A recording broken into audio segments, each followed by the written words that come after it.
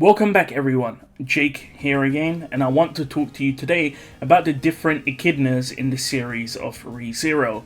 So this video will go through the different Echidnas and we'll have a discussion about the details of those Echidnas and what makes them unique, as well as potential explanations to their actual actions.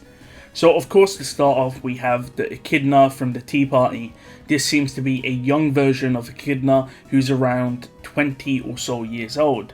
She has a normal colour scheme of black and white, and like many people with witch factors, she fails to understand the emotions of people and she simply uses her intelligence to mimic those emotions. Now, one interesting thing about Tea Party Echidna is that she doesn't lie in her interactions with Subaru during their encounters, yet she says things which obviously contradict with information we know.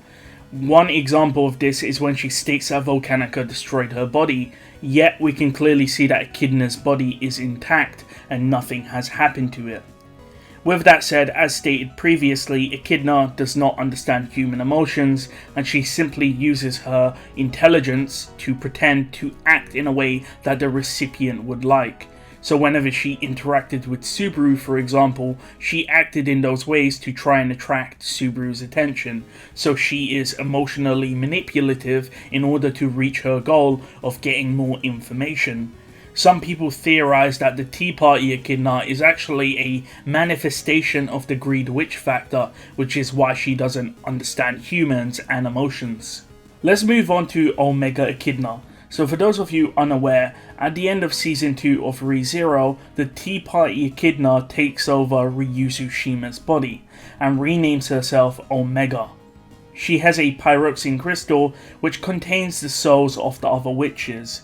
She cannot use their authorities or powers, however she does emit a miasma. I go more into detail on this in my Echidna misinformation video if you want to check it out. Either way, Omega Echidna is essentially the Tea Party Echidna who looks like Ryuzushima. However, she can use her miasma to appear as herself, which you can see on screen. And this is what she looks like to other people when she uses her miasma to alter her appearance temporarily. However, she does look like Ryuzushima. Omega states that she just wants to travel around and she will observe Subaru's actions over the course of the story. However, it also looks like she's trying to find a suitable sage candidate as well. The next Echidna we have is the Coffin Echidna. The reason for this is simple. Tappei has stated that the Coffin Echidna and the Tea Party Echidna seem to be different people, or at least that's what he considers. This is why some people believe that Tea Party Echidna is more of a witch factor version of Echidna, and the Coffin Echidna is more of the human side of Echidna. Some interesting details is that the Coffin Echidna is much older, with Emilia thinking that the Coffin Echidna was an older sister and could see the relationship between Tea Party Echidna and Coffin Echidna. Beatrice and Roswell also recognize Coffin Echidna as their master, so it again begs the question of why the Tea Party Echidna is so much younger than the Coffin version of Echidna. From the flashbacks we see, especially in the Choose Me episode of the anime, Coffin Echidna seem to place Beatrice in the library for a good reason rather than for an experiment. Coffin Echidna also helped Roswell when he was younger. One thing to note is that Coffin Echidna displays obvious emotions in her illustrations, so it does seem like she does have a human element to her rather than the forced fake appearance that the Tea Party Echidna displays.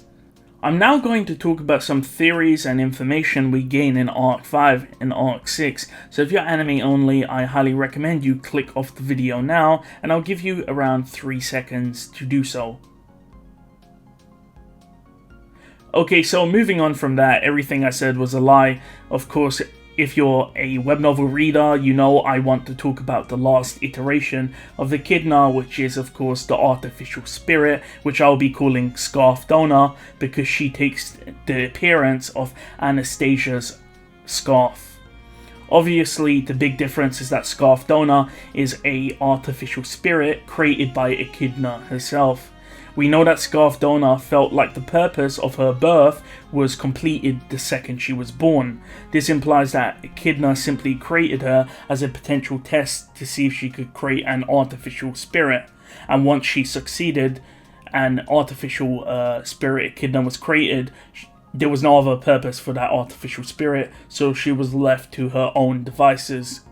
We know that Scarf Donor met Anastasia when she was young and is following Anastasia to see how she would develop and observe what she does as she grows up. However, there are a few differences that we see between Scarf Donor and the Tea Party Echidna. Scarf Donor does care for Anastasia and almost feels human, not wanting Anastasia to suffer or feel pain. We see this not only in Gluttony If, but also when Anastasia's legs get blown off by Shula. Scarf Donor states that she will take the pain on herself because she doesn't want Anastasia to suffer. This of course shows that she does have some form of understanding to human emotions, even going as far to apologize to Subaru when she realizes that Subaru wasn't trying to resurrect the Witch of Envy when Subaru showed that he could not mercy kill a half-dying Anastasia. Again, if you're a web novel reader, you know exactly what scene I'm talking about. Despite this though, Scarf Donor does sound and speak like the Tea Party Echidna that Subaru knows, and is one of the reasons why Subaru does distrust Scarf Donor. However, apart from that, they don't really display any more similarities beyond those characteristics. There is one elephant in the room regarding Scarf Donor. That is the fact that Capella has an interest in securing her and refers to her as the witch's legacy. This is something that it seems to be a sort of trend with Capella, considering she also wanted Typhon's remains. I find it strange that Capella has such an interest in an artificial spirit with no real purpose, but it also sees her as a legacy of a witch. So maybe Capella is just a hoarder when it comes to things relating to the witches. For those wondering, this exchange happens when Echidna first meets Anastasia back when Anastasia was young. One of Capella's children was tasked with obtaining Scarf Donor and they subsequently failed.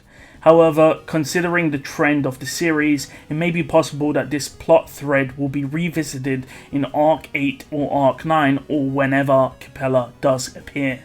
So in short, there are 3 different Echidnas, all with similarities and differences.